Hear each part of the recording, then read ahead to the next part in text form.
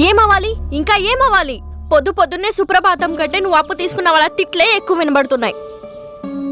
ఎవరైనా వచ్చారా? రాకపోతే ఆశ్చర్యపోవాలి.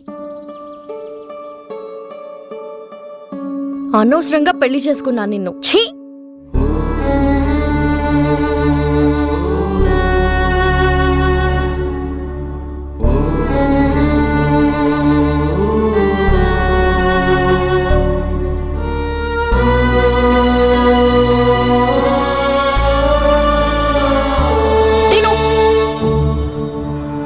బాగా మెక్కి అది అరిగేదాకా ఊరు మీద పడి అప్పుల కోసం అందరి కాళ్ళు పట్టుకో.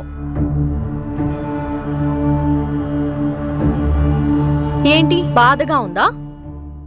రోజు ఎవరో ఒకరొచ్చి నన్ను నానా మాటలు అంటుంటే నాకు అలానే ఉంది. ఛీ, ఏం బతుకండి మీది.